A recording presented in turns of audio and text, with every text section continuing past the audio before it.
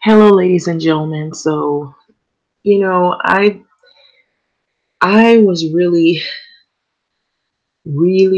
intrigued by many articles that came out about this particular subject that has hovered around the ugly history of America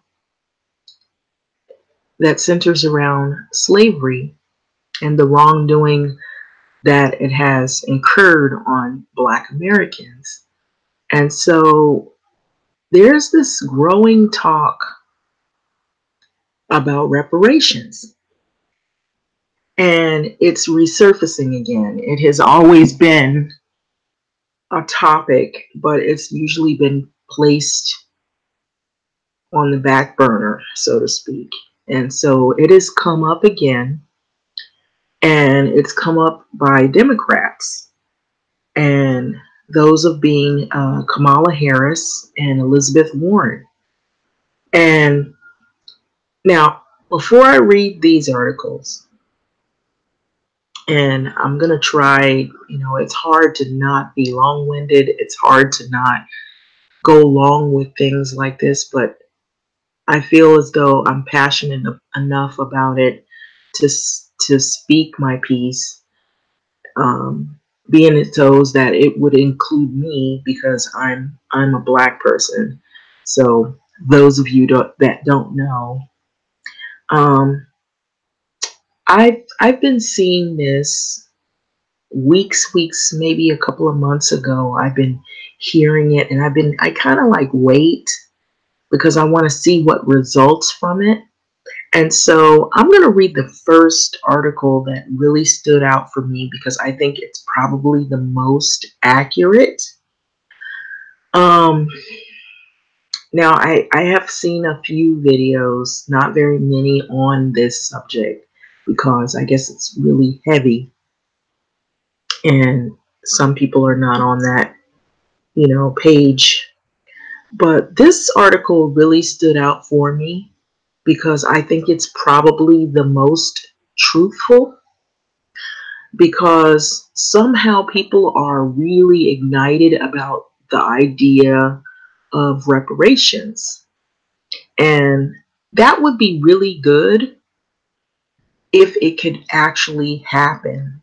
I'm not saying it is a bad thing. I'm not saying that, I wouldn't want to see that happen. But in all reality, for reality's sake, look at the people who are talking about this. They're running for 2020 uh, political seats to be the next president or next political figure um, in American society. And I always feel like when people will say things to try to ignite people on really hot button topics, it is more than likely that they're trying to gain votes.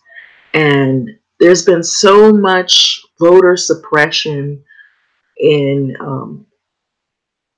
I believe, the rural South has had some issues where they've tried to do things to black vote to make it hard or difficult for people to vote.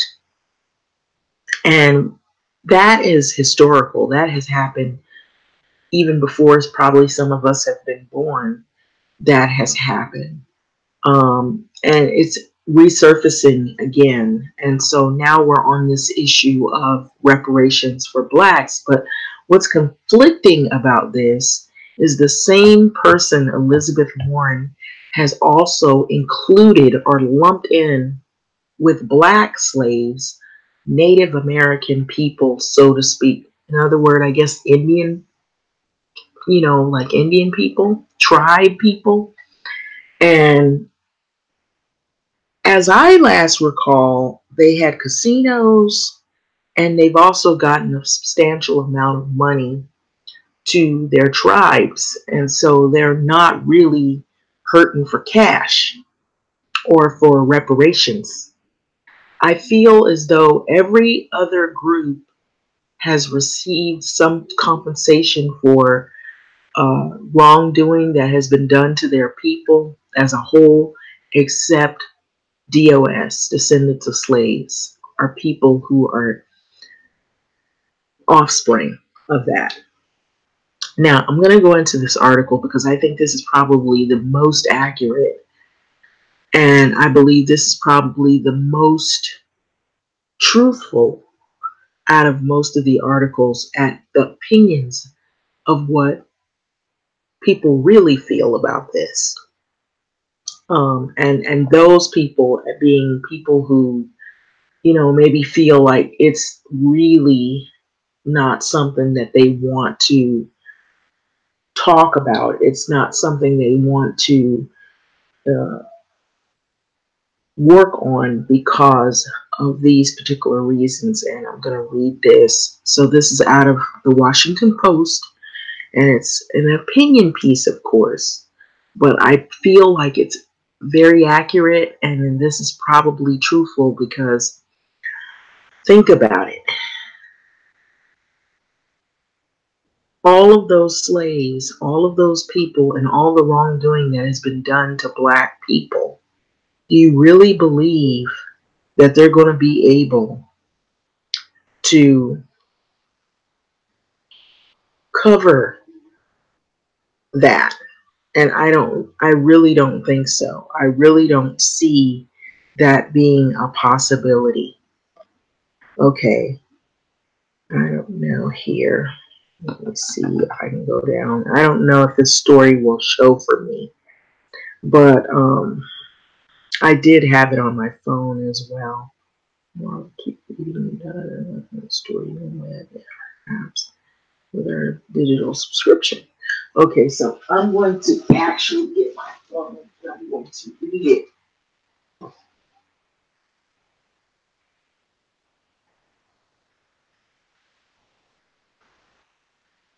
I read a lot, and so a lot of times when I reach a certain point, they want me to buy, subscriptions for a particular paper when I have read it, okay, so many times.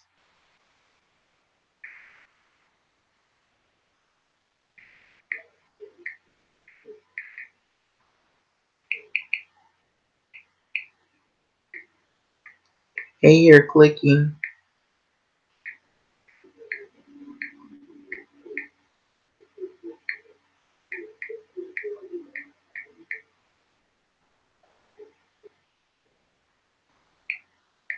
It wasn't a long article, so I'm going to read it. Okay. All right. Now, the article is out of the Washington Post, and it was about 6 days ago that it was printed, and it goes on to read that Kamala Harris and Elizabeth Warren are wrong. We should not pay reparations for slavery. And this is by Megan McArty, February 26, 2019. And so if you look this article up, it's out of the Washington Post. It's entitled Kamala Harris and Elizabeth Warren are wrong. We shouldn't pay reparations for slavery. A former slave cabin in Greensboro, Alabama, May 2017, they took a photo of, okay? So the idea of paying reparations for slavery has been around since the Civil War, okay? So I'll just leave it on the page where you can see the log cabin in the top. So it's the top article right here out of Washington Post. Kamala and Elizabeth Warren are wrong. We shouldn't pay reparations for slavery. So I'm actually reading that article. And so it says it has gone dormant for long periods, but has never gone away because the toxic legacy of slavery never went away. Now we seem to be in a period of resurgence. After percolating first among academics and among journalists, it has entered the political arena in a major way with two Democratic presidential hopefuls, that being Senator Kamala Harris and Elizabeth Warren endorsing some form of reparations for America's original sin. Okay, so there are a lot of objections that can be raised to reparations, starting with the price tag, which I was saying that they would pretty much have to give this country up to Black people, period. I believe, because if anybody is more deserving of having housing, having free everything, would be Black folks. And that's my honest, true belief. And if you don't like hearing that, then go to another video, because it's not being honest. The honest truth is, for all the wrongdoings that Black people had suffered and have still been suffering as a result of that, Black people should run all of America. Yeah, I said it. Now, if you don't like it, it's too bad. Go to another video. So anyway, I'm going to go on and read it. I'm serious, because the price tag, which would run into the trillions. Slavery was a great moral wrong, but its primary victims are now dead and cannot be given recompense. Okay, so their descendants still live, which would be me and other people like me, of course, but how do you justify taking money to pay them from the descendants of immigrants? Okay, so now they throw and lump in these native people who arrived long after the 13th Amendment abolition or abolished slavery. Okay, amendment abolished slavery. Okay, and how do you identify who exactly is entitled to payment, especially given the later influx of immigrants from Africa and from the Caribbean islands? So people who weren't really descendants of the slaves in America, they might be descendants of slaves, but not from America. So yet these objections are addressable, not perfectly, but well enough. The biggest problem is the sociological one. How do we pay reparations and still call ourselves one nation? To see what I mean, consider Victorian nature writer Ernest Thompson Seton, who was presented upon the occasion of the 21st birthday, his 21st birthday, with a bill from his father for all the expense involved in his raising. Most of us feel indebted to our parents, and yet most of us will still think an itemized bill for the debt is pretty outrageous. And so they're trying to make an analogy, like, if you were to think about all the things that your parents did for you, to raise you, and then you felt indebted to them, it would be pretty hard for you to cover that debt. And so, but there's a difference here. These are people who have been murdered, they've been raped, they've been slaughtered, their names have been changed, their culture has been, constantly riddled with threat. There's been a whole host of things that have happened even now, still today. And so I guess the price tag thing, yeah, I can agree with. But come on. But I guess that's the closest analogy that they can give. Most of us feel indebted to our parents, and yet most of us will still think an itemized bill for that debt is pretty outrageous. So Mr. Seton apparently thought so. So he supposedly paid the bill and never spoke to his father again. Anthropologist David Graeber relates this story in his book, Debt, the First 5,000 Years. So he also suggests the reason for our inchoate revulsion. This kind of accounting is appropriate only to certain kinds of market exchange. The kind we undertake with strangers, such as exchanges, are purely transactional rather than relational. Once they are done, you have no further obligation. Okay, so importing market logic into a longer term, less impersonal relationship makes no sense. And in fact, it tends to surrender, or no, not surrender, but sunder those relations. So, which is why you don't try to make up for all the times you punched your little sister by laying a check on the table at Thanksgiving. So, that's another analogy. And so, which in turn suggests that the reason that reparations can be appropriate between nations and disastrous within them. So Germany can offer Israel money in partial recompense for the wrongs of the Holocaust because Germany and Israel are two independent entities. For the United States to do the same for the descendants of slaves would be to imply that afterward we will be going our separate ways with no special obligations on either side. And indeed, conservatives can sometimes be hard or heard tepidly endorsing reparations in just this sense. So it's like here's cash, our recompense for your pain and suffering and your people's pain and suffering. So don't complain about slavery anymore. So, and it's not that easy. And so I kind of get that. So it goes on to say, especially when things are still kind of going on, they're still happening. So a one-time payment and then nothing more owned, no affirmative action, no national conversation on race, nothing. So I get that. There's a lot of things that are happening other than just having a lump sum of cash dropped in your lap. So that doesn't fix all of the problems that we're dealing with. So that is the only conception of reparations that could possibly be politically viable. It would also be utterly toxic, ultimately widening divisions that we're trying to shrink. Okay, that we're trying to shrink, and the benefit is likely to be smaller than the heroic price tag suggests.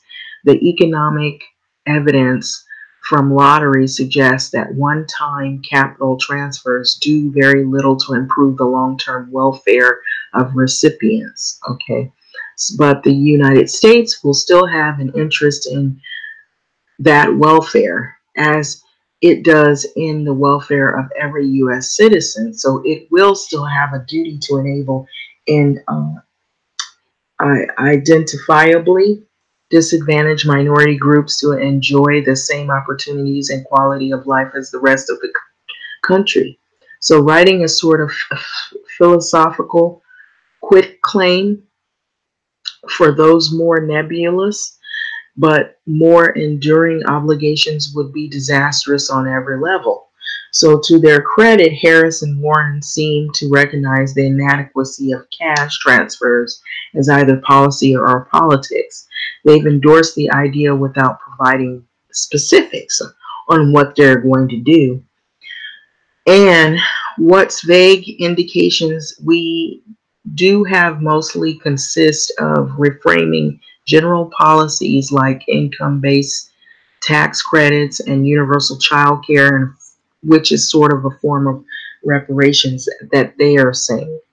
And yet, in the end, that's worse. The one thing that can unequivocally be said in favor of reparations is that at least they would constitute a formal apology, but the only kind of apology that could even begin to approach the scale of the original wrong, saying that you're going to apologize by allowing African Americans to sign up for universal child care programs along with everyone else, trivializes one of the most monumental injustices in American history, along with the way it also erodes the common bond that should entitle African Americans to far more than they have ever gotten, simply because these are Americans and this is America and we can do better. And so that's pretty much the article, and I read it. It's the one with the little house actually is a former slave cabin in Greensboro, Alabama, and this picture was taken in May 2017. So I guess they preserve it as like a monument. So people, I guess if they travel and they want to see it. And so you see there's another article under here. It says Democratic hopefuls embrace new meaning of reparations for slave descendants. And so these articles are floating around all over the place. Now, I remember some time ago there were a couple of people who were pretty popular on YouTube, even, and they had talked about the issue. They even said they presented it to Obama as well. They wrote up a plan, and they said that he really wasn't looking at it. Now, I saw something where it mentioned that he had a reason for why he didn't think that it was going to work. And, you know, I believe it was along the lines of what I just read in that previous article about we should not pay reparations for slavery. Now, that's not my opinion. That's the opinion of what people who have taken this article for probably many people who think that it would be relatively impossible to cover all of the damages, and it would probably not really be as beneficial as it could be. So I have been looking at the whole issue as a whole. I have been looking at it, and I noticed there were many articles about this. Look at this. We absolutely could give reparations to Black people. There's some positive articles that say we could do that, and then there's some articles that are like, Kamala Harris and Warren are wrong. That's the one that I had just read. I don't even know if it'll show, but I just read that one. The impossibility of reparations, that's another one. And this probably was an older article out of the Atlantic, and it was way before. It was actually archived 2014. So this has been a conversation that has come out long before Kamala Harris and Elizabeth Warren have been mentioning in their campaign. So the UN says all U.S. whites have to pay reparations for slavery. That's another one. And I know some people are not going to want to hear that one, but the UN made mention of it some time ago. So let me click on that. So this is out of the Independence Centennial. And so this one is pretty this came not very long ago. It was actually November 4th, 2018. And so the UN had made mention of this as well. So the United Nations panel wants white people in the U.S. to pay reparations for slavery and mass incarceration, according to the Washington Post. Okay? So the history of slavery in the U.S. justifies reparations for African Americans and argues a recent report by the UN-affiliated group based in Geneva. So they want people who enslave no one, to pay reparations to people who were never enslaved based on color of their skin. They insist on it while ignoring the slavery throughout the world today. So that's an argument that came up. All right. So they have a way of bringing about all of the other people that are going and lumping other people in the group, in the fold. So the UN preys on would-be victims to sucker them into the leftist ideology. So this is somebody who is they're also against reparations. They don't want to. This is their argument, okay, or counter argument.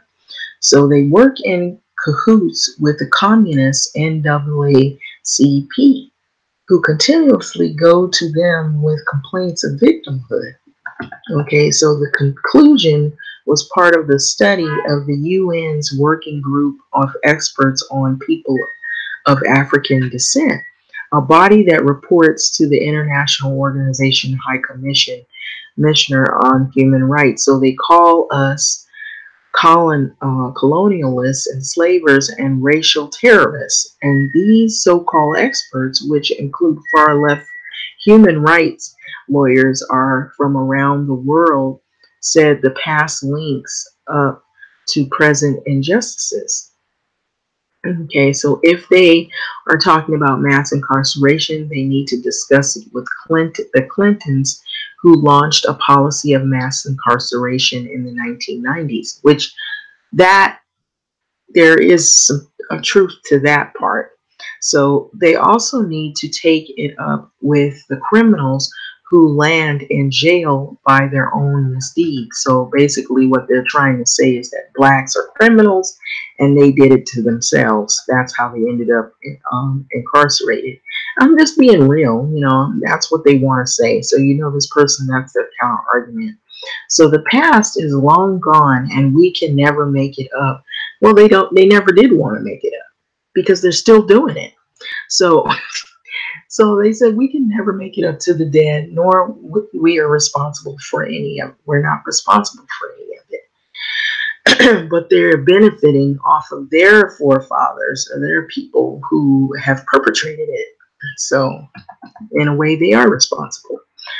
The UN came up with their usual list of grievances. So, in particular, the legacy of colonial history, enslavement, racial subordination and segregation, racial terrorism, racial inequality in the U.S. remains a serious challenge as there has been no real commitment to reparations and to the truth of reconciliation for the people of African descent, the report stated. So contemporary police killings and the trauma that they create are reminiscent of the past racial terror of lynching.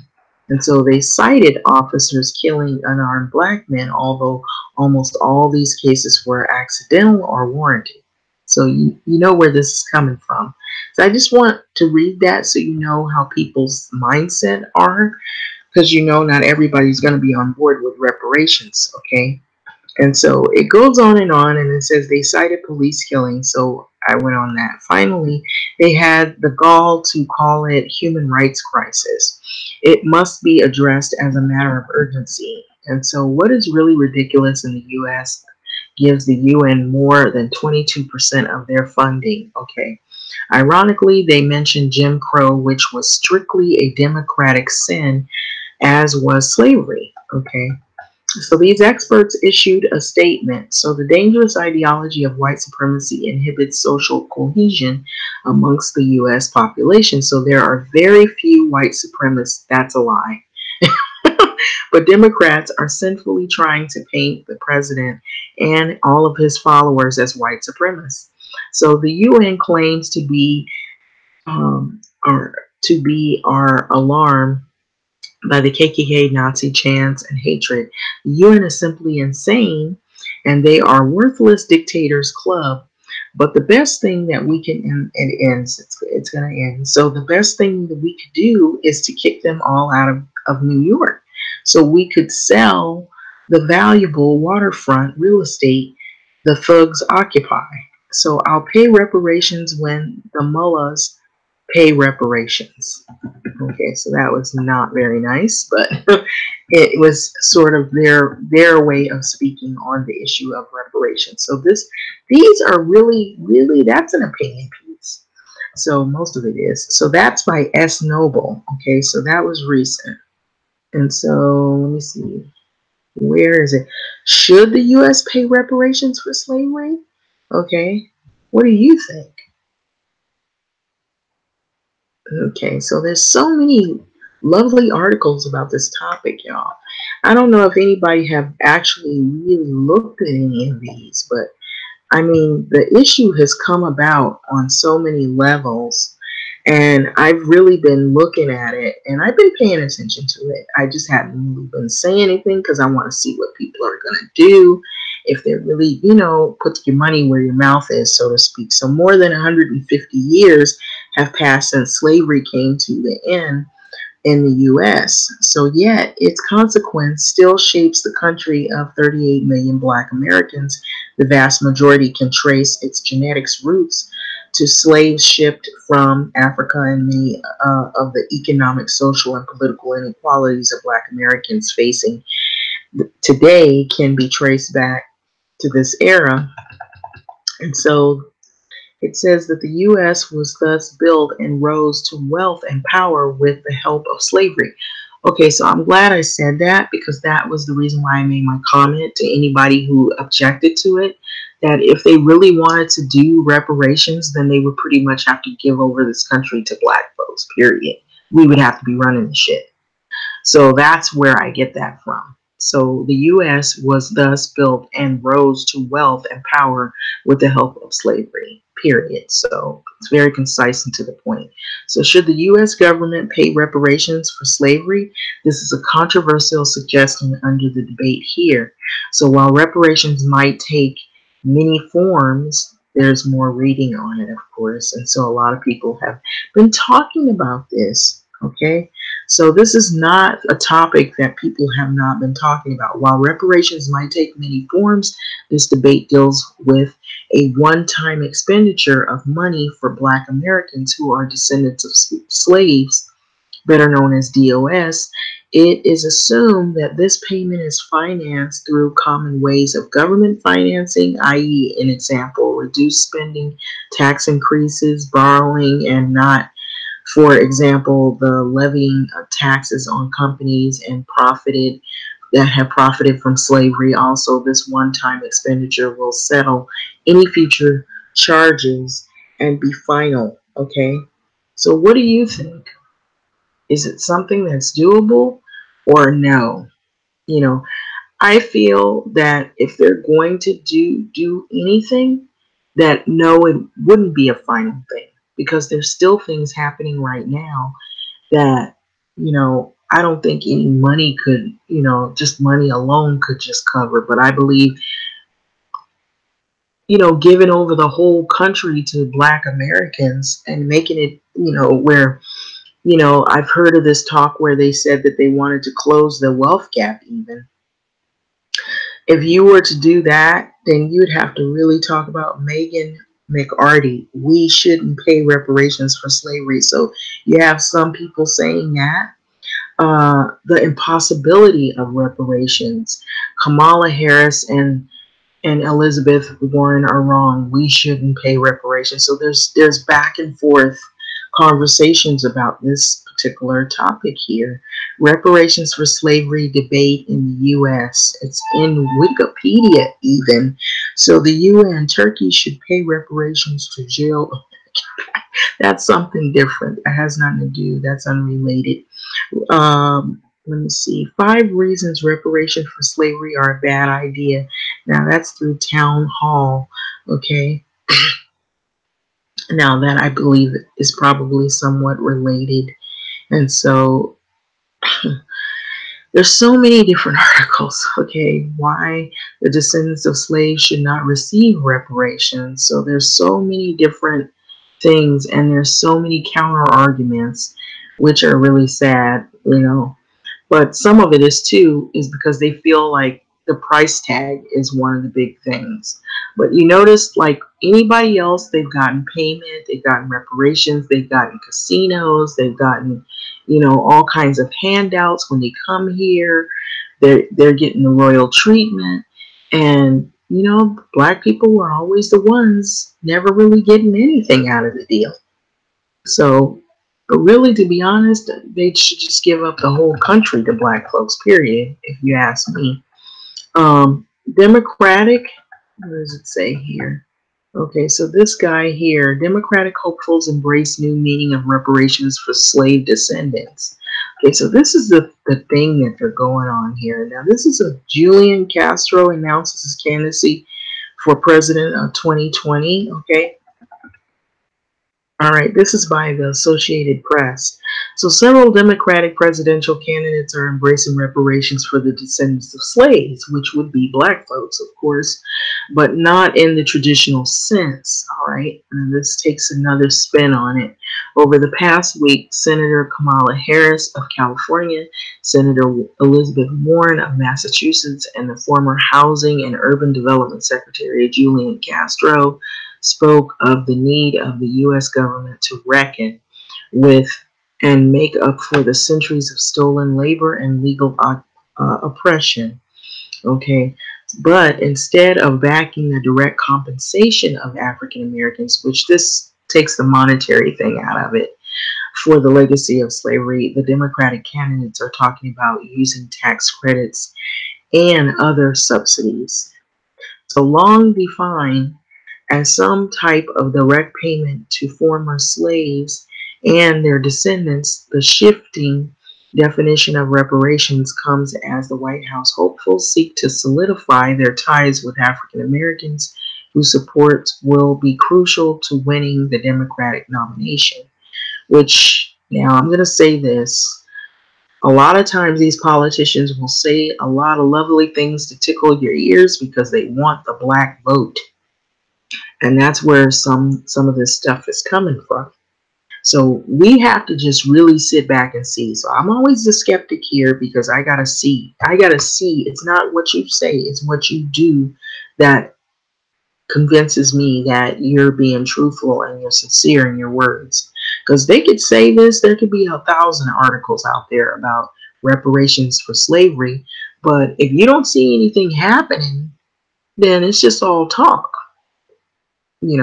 So anyway, it goes on to say, but it risks prompting both withering criticism from Republicans and a shrug from black voters and activists if the proposals are seen as an empty gesture. Pretty much what I was saying, that simply renames existing policy ideas as reparations. Okay, so reparations, a discussion worth having. So this is Julian Castro. So I guess he makes his um, announcement on here. So universal programs are not specific to the injustices that have been inflicted on African Americans. So said the Duke University economist William Darity, a veteran advocate of reparations. So I want to be sure that whatever is proposed and potentially enacted as reparations program really is a substantiative and dramatic intervention in the pattern of racial wealth inequality in the U.S., not something superficial or minor that is labeled as a reparation, and then politicians say the national responsibility has been met.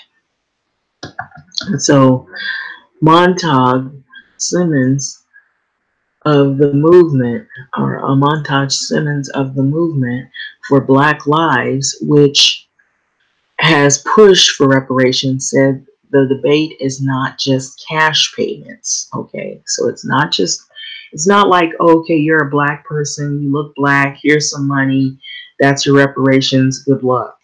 So some people think it's like that, but it's more to it, and that ain't gonna just be the only thing that's gonna do it. And so there's more to it and more involved, and there's a plan of policies that they want to implement, or they claim they want to implement. But unless we're talking about something that has to be systemic and transfers power to the community, it's not likely going to be what we would consider reparations, he said. So for now, that's not how most Democratic presidential contenders are talking about reparations. So Harris has proposed monthly payments to qualified citizens of any race in the form of a tax credit. And so that's one approach that she's claiming that she has. So it might be people who live below the poverty level, and already some people who have children, they get a larger income tax check because you're raising kids and you're not really making that much money every year. So we're kind of already getting that. Warren has called for the universal child care that would guarantee the benefit from birth until the child enters school.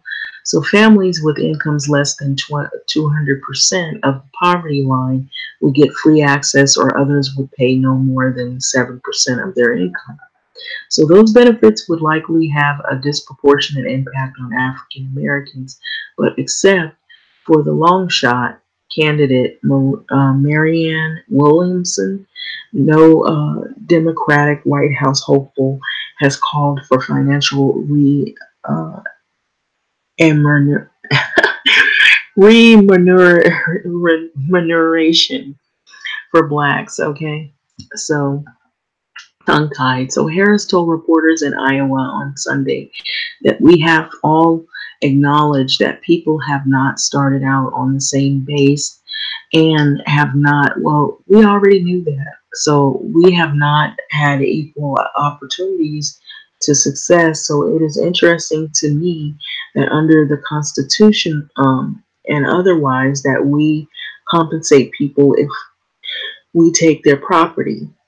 So shouldn't we compensate people if they were property sanctioned by the state? And so they mentioned something. Now I read an article like before I even got on this YouTube blog thing that they were talking about trying to compensate people who lived in neighborhoods or they had been shut out of housing. So they were going to try to bring up more housing programs or make low income housing, which they've been talking about that for homeless people and people in general, but they were getting more detailed about it and descriptive. They were even mentioning the issue of redlining, which was something that historically happened to a lot of black residents, even here in Los Angeles, probably everywhere, I would believe, where it had shut black people out of home ownership, which was one way to build wealth in your family, is to pass on, the home ownership to your relatives if you pass away. And then, over time, houses begin to build wealth equity in itself. So Castro told The Root, a black online news site, that America would be better off if the government addressed the issue of reparations, which he said he would explore if he was elected. So everybody is jumping on this whole talk of reparations. So we need to really keep our ears open, listen, and our eyes open and alert to what is going down, because this is really, I don't know if this is a ploy, which there was an article saying that it was a ploy to get the black vote. I'll show you that in a minute. So Warren has been criticized for claiming Native American identity early in her career. Now this gets on her, okay? So she brings up this issue. So, and in New Hampshire on Friday, Warren said that the U.S. needs to confront its ugly history of racism, talk about the right way to address it, and ask whether she should support reparations for Native Americans. She responded, "It's an important part of the conversation." Now, some people are in total disagreement with this because they feel that Native, if you're speaking about Indian folks, they've kind of already, they've gotten reparations. They got the casinos, they've gotten a lot of monetary compensation in the billions, rather. And so Senator Bernie Sanders even weighed in on it. So let me read this. Warren has been criticized for claiming that she is also Native American identity early in her career and apologized recently to the Cherokee Nation for releasing DNA test results as evidence she had Native American in her bloodline, albeit at least 6 generations back. So Senator Bernie Sanders of Vermont asked CNN Town Hall Monday about his position on reparations given Warren and Castro's comments, said, "What does that mean?" So what do they mean? "I'm not sure anyone is very clear," he said. The U.S. must put resources into distress communities to improve the lives of people affected by the legacy of slavery. So Sanders did not support reparations during his 2016 presidential campaign. So in terms of the direct payment, reparations could be a tough political sell. In a point taken Marist poll conducted in 2016, 68% of the Americans said the country should not pay. Now listen to this. They should not pay cash reparations to African American descendants of slaves. And 8 in 10 white Americans said that they were opposed to reparations, while about 6 in 10 black Americans said that they were in favor of it. And so Republican strategist White Ayers said that the issue of reparations is symptomatic of a fundamental debt or a debate that is roiling the Democratic Party today. So that's what they're going on, y'all. They want those votes, the black vote. That's number one, I believe. So there is no doubt that the issue of race have been remain critically important in the American society, he said. But the idea that you resolve those issues by taking money from white people and giving it to black people will make race relations worse, not better. Republicans would love to have that debate. So really, to be honest, nothing's good now.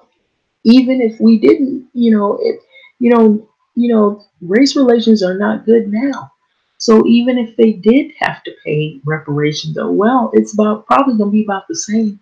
It's about the same, you know. So pressed on Fox News Sunday on whether reparations would ultimately end up in the Democratic platform, Democratic National Committee Chairman Tom Perez said the issue is something that will be discussed during the course of the presidential nominating process. So even the Democrats are rethinking the definition of reparations. So now they're backtracking. It's not monetary so much as it is policies and trying to implement different avenues of how to disperse to people who are descendants of slaves some type of an legal entitlement of reparations, which would be universal child care. And then I would think maybe healthcare should be one of those issues. I read an article some time ago where it mentioned the United Nations had mentioned something about, they did mention something about child care, healthcare.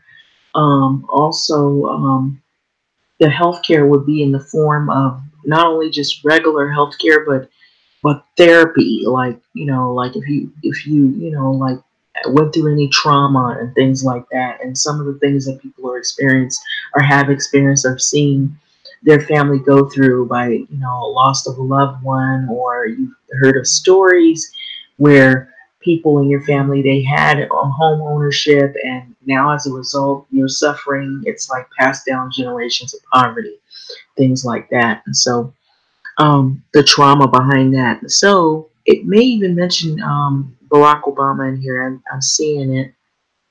So even if the Democrats are rethinking the definition of reparations, Ta-Nehisi Coates, who sparked a national debate over the issue with a 2014 essay in the Atlantic, said the recent chatter is promising. So he noted that Dave Chappelle's comedy skit mocked the idea in 2003.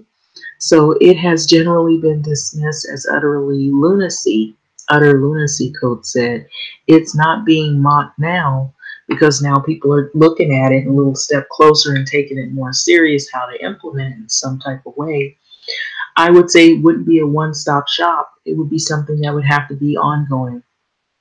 That's what, in my opinion. Um, so step one is to get people to stop laughing. When Barack Obama ran to become the nation's first African American president, he opposed reparations. Okay, so this gets in on him about that. But in an interview with Coates in the final days of his presidency, he didn't question the legitimacy of the concept. So theoretically, you can make obviously a powerful argument that centuries of slavery, Jim Crow, discrimination, and the primary cause for all those gaps, Obama said, referencing the racial disparities faced by Black Americans today, but those were wrongs done to Black communities as a whole and Black families specifically, and that in order to close the gap, a society has a moral obligation to make a large aggressive investment, even if it's not in the form of reparations checks, but in the form of a Marshall Plan in order to close those gaps, Obama said, referring to the American initiative to provide economic assistance to Western Europe after World War II. So still, he said it was politically difficult to achieve such that goal. So that's where I had read something about Obama. He made his statement on why he felt that it was going to be pretty much impossible to really cover all of that damage. So if presidential candidates want to provide they're serious about reparations, some proponents say they should be backed by H.R. 40, the Reparations Study Act, first introduced by former Michigan Representative John Conyers in 1989. So he reintroduced the bill every session until his resignation of 2017. So Texas Democrat Republican Sheila Jackson Lee took up the legislation at Conyers' department and reintroduced the bill in 2018, but it has not been introduced in the current Congress. So it's not wrong to say that we need to cure cancer, but which is what I take the support of reparations to actually be. But we don't have the full diagnosis yet, Cote said. So if you can actually get a study that outlines what actually happened, what we need are what the debt actually is, how it was incurred, and then you can design programs to actually address that. So that gets you out of the the Garys of just saying you support reparations alone.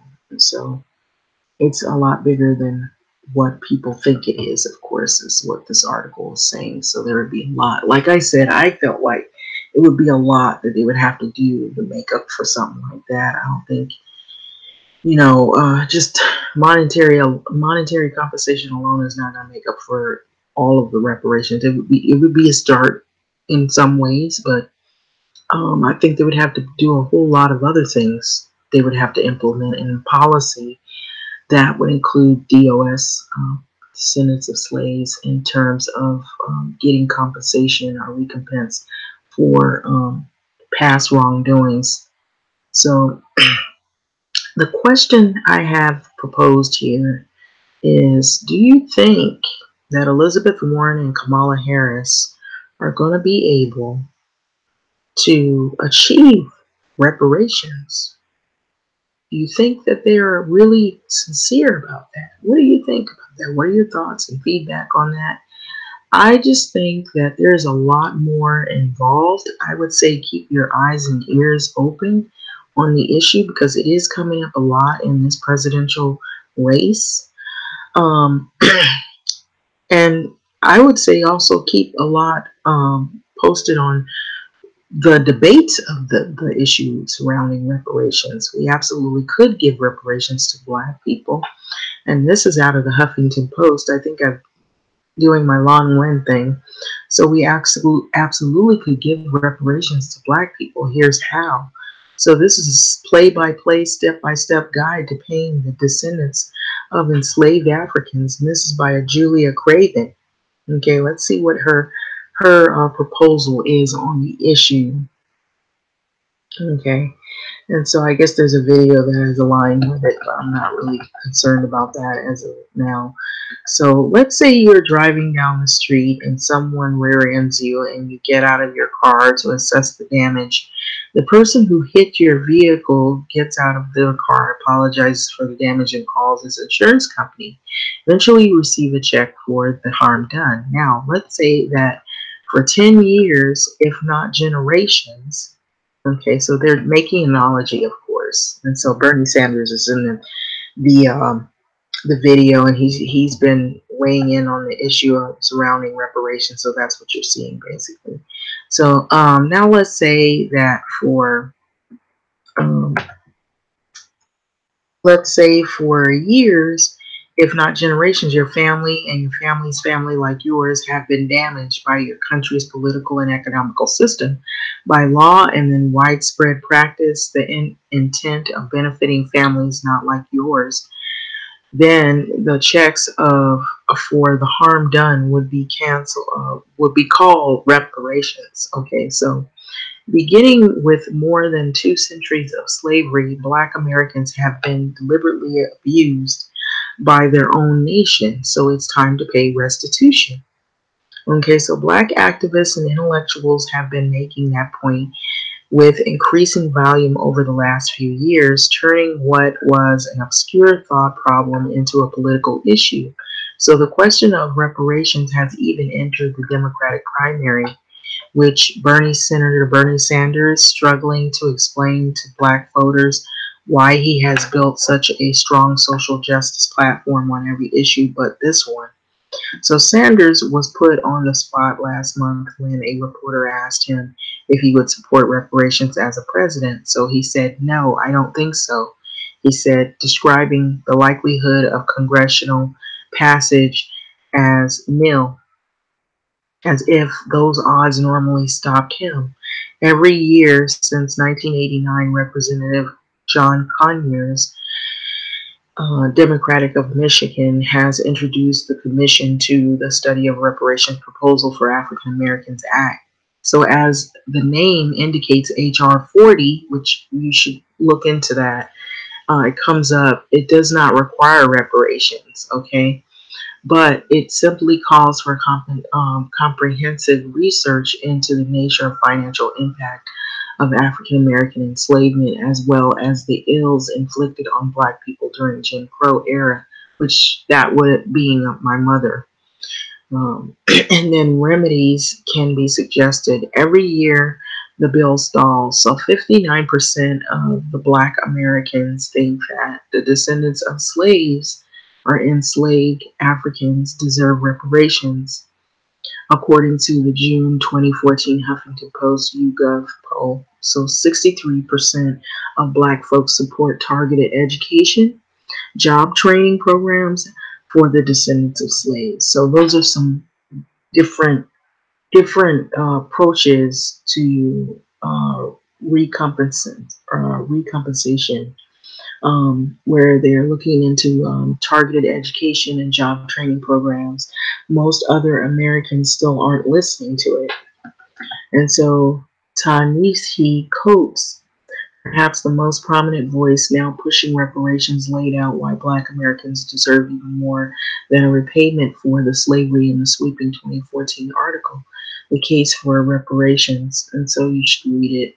I'm not going to read it now, but, read it in your leisure. The exploitation didn't stop with the Emancipation Proclamation, so the restitution must reckon with the discrimination that followed and deal with the living victims of these ills.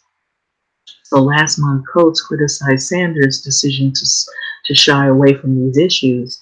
So if not even the avowed socialists can be bothered to grapple with reparations, if the question really is that far beyond the pale, if Bernie Sanders truly believes that victims of the Tulsa po- pogrom deserve nothing, that the victims of contract lending deserve nothing, that victims of debt peonage deserve nothing, that the political plunder of Black communities entitle them nothing. If this is the candidate of the radical left, then expect white supremacy in America to endure well beyond our lifetime and lifetimes of our children, which I get where he's coming from making that statement, meaning that, pretty much, all of them are pretty much the same. Even if they claim to be leftists, they still are not for the reparations of African Americans. So let's change that. Let's bother to have that hard but necessary discussion of what Black Americans are owed for what was taken from them. If reparations ever come, what would they look like? So let's figure out who deserves reparations and why. So they got a little lovely list here, and you can see some not so nice pictures. Simply put, reparations are due to millions of Black Americans whose families have endured generations of discrimination in the U.S. Most Black Americans count among ancestors, people who endured chattel slavery and ultimately denial of an individual humanity. So Wayne Darity, a public policy professor at Duke University who has studied reparation extensively, proposes two specific requirements for eligibility to receive payout. First, at the least 10 years before the onset of reparations program, an individual must have self-identified on the census form or another formal document as Black, African American, colored, or Negro. Second, each individual must provide proof of an ancestor. See, here's the catch. You have to provide proof of an ancestor who was enslaved in the U.S., which some people can't do that. Some can, not everybody can, because those people are dead and gone.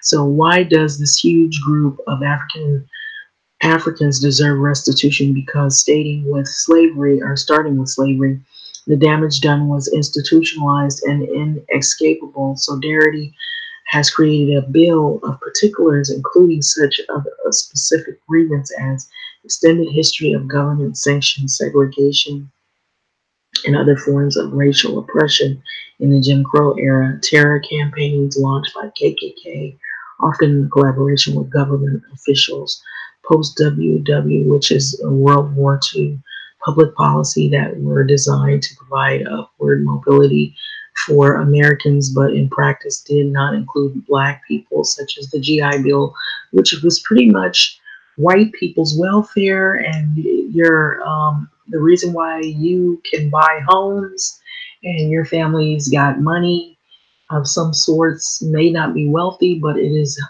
you're readily able to be homeowners, and you pass that along because somebody before you had GI Bill. So redlining was the issue, which made homeownership a possibility for white people while shutting out Black folks. Ongoing discrimination against the associated denigration of Black lives.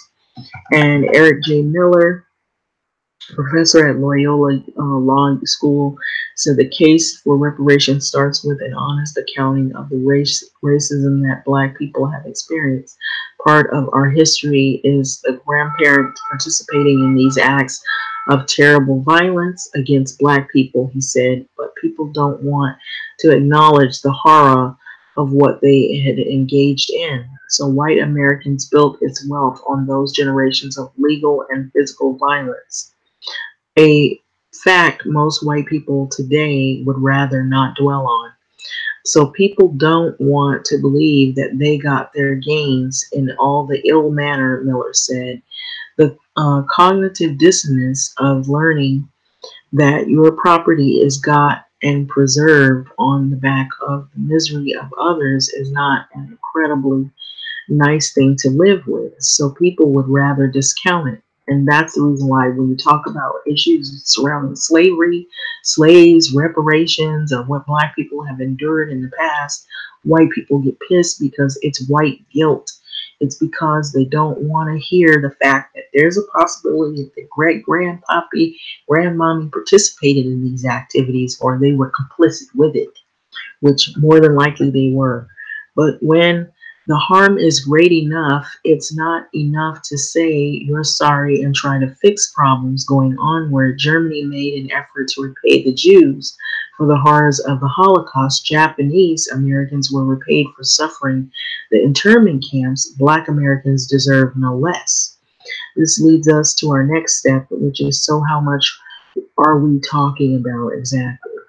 No one really knows. That's part of the reasons Representative Conyers wants a commission, but there are some numbers out there. And so he goes on to read the numbers, and I'm going to read that and I'm going to stop at that.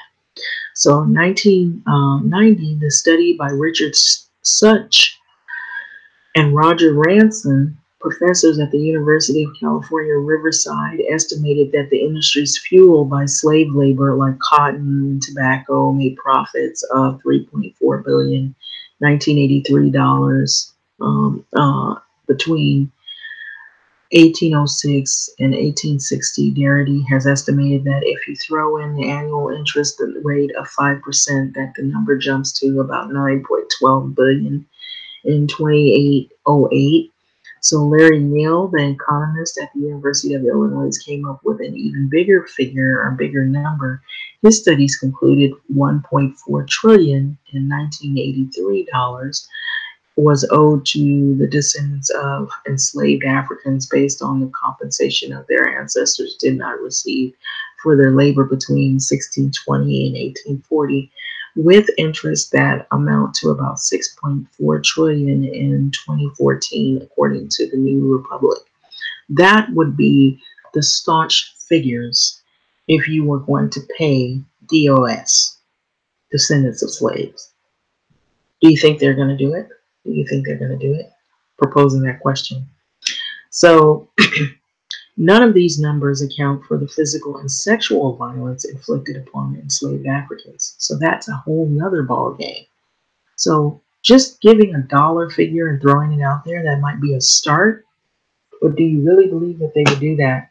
You have to also include all of the other things that have gone on along with the system of slavery and oppression.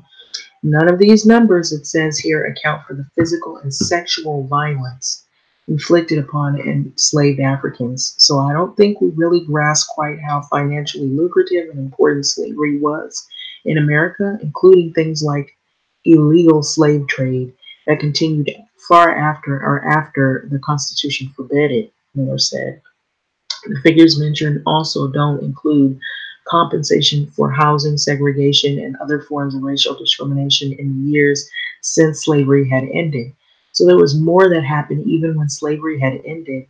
And so that figure that they have there, those dollar figures, would even be greater. That's why do you think I said, y'all, they would basically have to give up all of America to black folks, plus the compensation, the monetary compensation. So it just doesn't end. It's not, there's no just a regular boom, here's a price tag, it's over, don't talk about slavery anymore, let's move on. There's more to it than that. So nor do they factor in the extent of which American industries have profited and continue to profit even to this day from exploiting low-income workers, and many of them whom are black. How do we measure those kinds of losses? The chance at an upward economical mobility was stolen from millions. Okay, so one way is to compare property value between majority black neighborhoods that were redlined and white neighborhoods that were not, or property values within a single neighborhood before and after redlining. So another way is to gauge lost educational opportunities as well. See, all of these are concepts, things that are not just concepts, but realities, hard, stark realities that are factored into these dollar figures that we just talked about up here. Which it would be a whole lot more that they would have to do um, to really compensate black people for all of the things that have happened. There's another figure down at the bottom. So you think I should read it? Okay, why don't I? While I'm at it, I might as well. I was going to stop, but I'm just telling you, this is pretty much letting you know that just giving you a check is not going to be enough to cover all the damages that black people, even till this day, are suffering from. So how do we measure those kinds of losses? The chances of upward economic mobility that was stolen from millions. One way is to compare property value between the majority of black neighborhoods that were redlined and white neighborhoods that were not, or property values within a single neighborhood before and after redlining. So another way is to gauge lost educational opportunities. Good public schools are usually found in a majority of white suburbs where people pay a higher property tax. Poorly performed schools are found more in the economically disenfranchised areas with larger black populations. So bottom line, reparations are going to cost a lot of money. But America is a wealthy nation that can afford to pay for its misdeeds. For perspective, consider that fiscal year 2014 US government spent 3.5 trillion, which is only 20% of the nation's gross domestic product, the GLP, GDP. I said GOP. I'm thinking about the Republicans. Good old boys. Good old Republicans. Okay, so the gross domestic product of about 17.5 trillion. And so now how would this money be paid out? Okay. We could just divvy up about among eligible Black Americans, but reparations advocates propose a more institution-based approach. Solidarity suggests the financial payouts will be divided individual recipients and a variety of endowments set up to develop economic strength in Black communities. His model is inspired by Germany's restitution payments, both to victims and Holocaust survivors and to Israel. So the advantage of individual payouts, Miller notes, is that they would maximize autonomy, but much of that money would land back in the white dominated economy. Think about it. What do Black people do when they get paid? Where do they spend their money? They give it right back to white communities. And the 1% would become 1%ier, he said. Hence, the value of using a portion of the reparation fund to create programs geared towards aiding Black people in combating the damage of racism.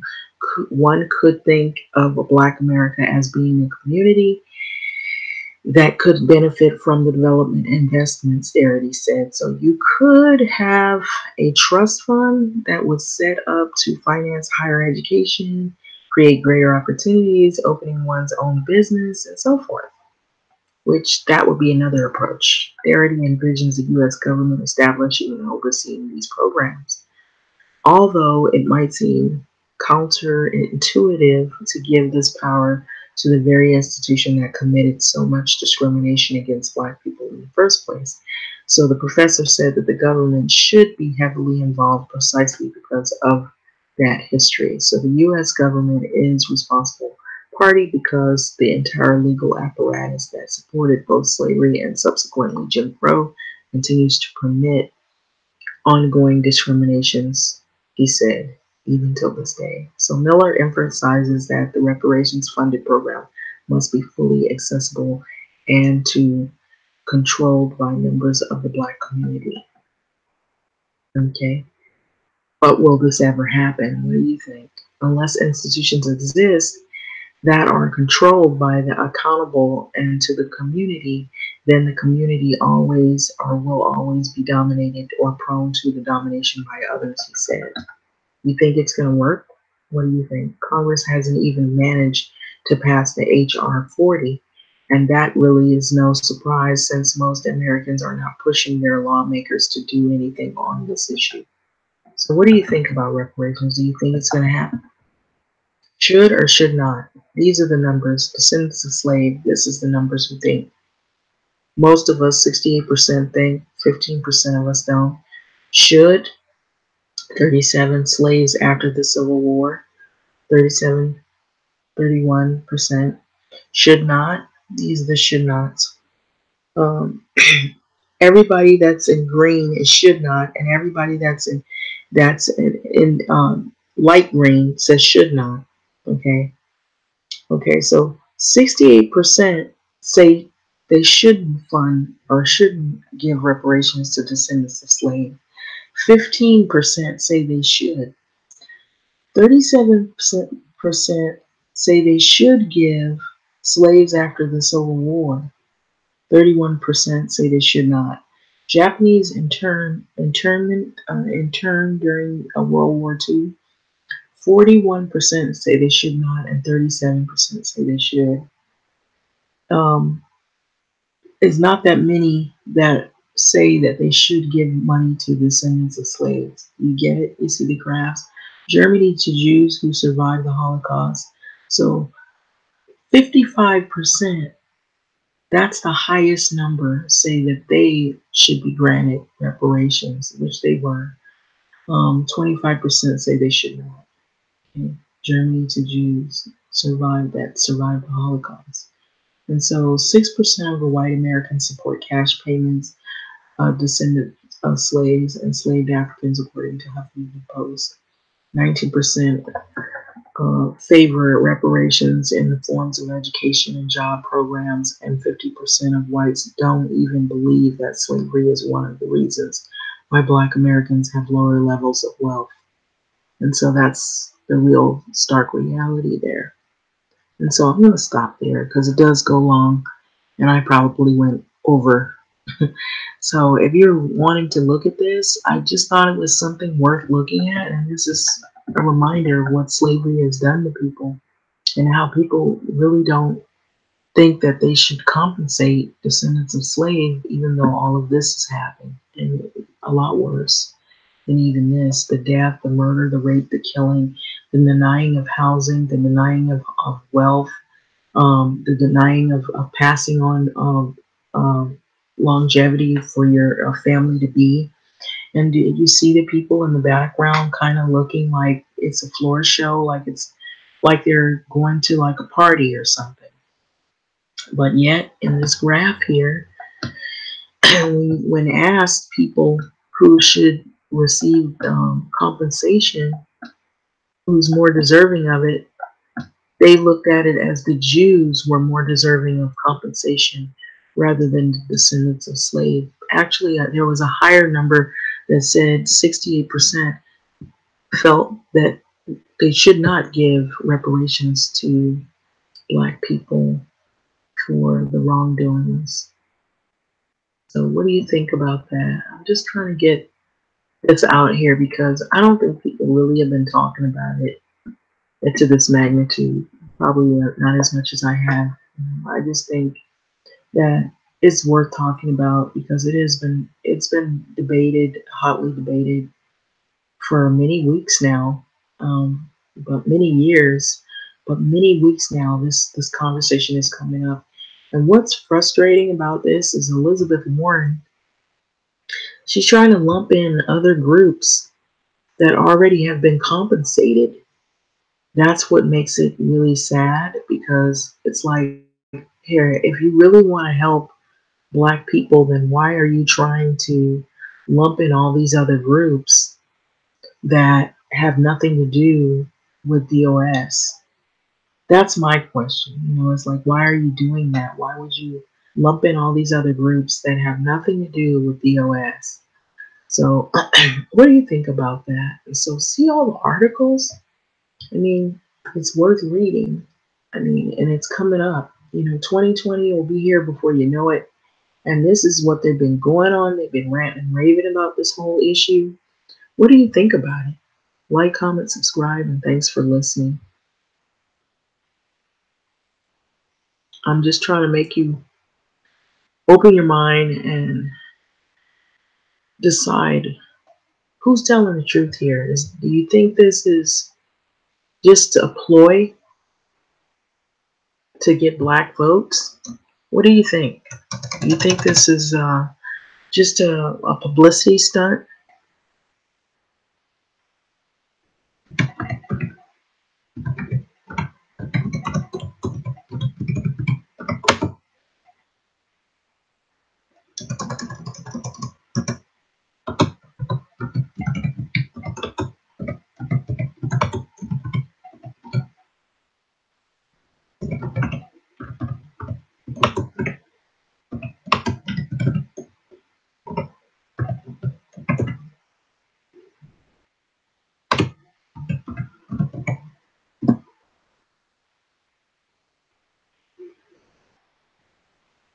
Okay, I just want you to look at this article before I cut this off.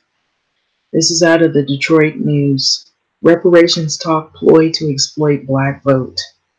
And so some people are not very happy about this because they feel like these politicians are using it for just that purpose.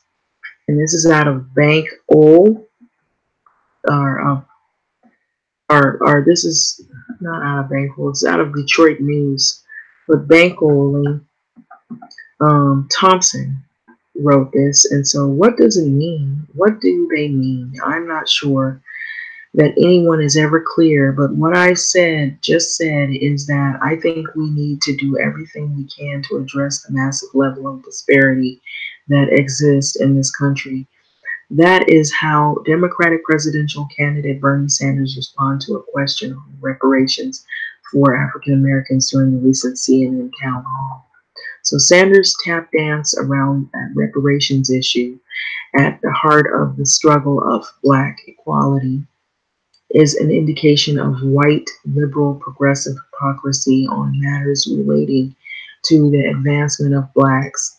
Appearing to claim ignorance of the meaning, Sanders conveniently avoided taking a yes or a no position on that issue. So there is no liberal politician in America who doesn't understand that reparations need compensation to blacks whose ancestors were enslaved in this nation. But Sanders' response is one of the reasons I'm very skeptical about reparations making its way in our mainstream political discourse. So Sanders and the Democratic presidential candidates like Elizabeth Warren and others who seem to be entertaining this idea of reparations are doing so as a ploy to get out the black vote in droves for 2020. So it does not represent any kind of serious effort on their part to work towards the meaningful compensation of one of the greatest tragedies in human history. So let's be honest, Democrats have not made any tangible move to bring reparations to the forefront of the mainstream consciousness. For most liberals, this subject is taboo. In fact, when former U.S. Representative John Conyers Jr. introduced H.R. 40, the bill to study reparations, it could not get out of the House Judiciary Committee since 1989. When it was first proposed, Conyers never relented on the issue until his exit. He kept reintroducing the bill at the state or at the start of every session, but unfortunately, most white liberals wouldn't champion that issue. So if Sanders and the other presidential candidates want to know the real meaning of reparations and its relevance in the dispensation, they should have their congressional staff pull the Conyers bill for the educated understanding of the issue, but appearing to patronize blacks by speaking about such an important issue without directly taking a position on it and laying out a concrete term of what compensation should look like in another form of bait and switch politics. Also, the fact that the reparation conversation is coming to at the 400th anniversary of when the first black slaves had arrived in Jamestown in 1619 is an indication that the attention it is getting is more about symbolism and less about substance. Democrats want to be viewed as deeply concerned about the scourge of slavery on humanity and our national consciousness.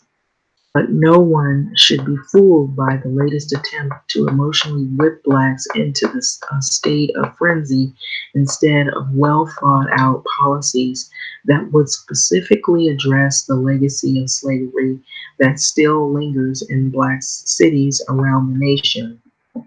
Slavery and the founding of the nation are intertwined. The conversation about reparations has to be more than just politicking for votes. You see where I'm coming from with this article? I read this and I thought about it and I said this could be another tactic for them to get the votes. And nobody's really thought of a real well thought out policies that would really begin to even scratch the surface of reparations. So that was one of the founding principles as a nation, that black lives and black bodies don't matter. So you see that in all of our headlines today, this original sin lingers on. That's why we got to call it Sin and Talk About Repentance from Sin, said the evangelist and the author Jim Wallace. Okay, so the Democrats are genuine about reparations, and if they are, they should be ready for a conversation about how slave labor built the economy of the nation and its founding. So nations are founded on the basis of the will of the people and the declaration of their intent. And the purpose, as is the case with the founding fathers who wrote the Declaration of the Independence and Constitution, which cleared the way for the new nation. But the economy that sustained the new nation called America was created by the blood and the sweat and the black slaves who toiled for free from dusk to dawn on plantations for centuries under the callous whip of their masters. That was the University of California Irvine professor Ngugi wa Thiong, oh, one of the leading anti-colonialist authors of the 20th century, said black slaves who worked on plantations are the real founding fathers and mothers of this nation. What did I tell you, y'all? If they were really gonna do something, then blacks should be running the whole American government, the whole countries, all 50 states. And so Democrats need to look at reparations through the lens and stop playing politics. So that's pretty much the article. So I guess I'll leave it at this article right here. And what do you think? What do you think? Thanks for listening once again.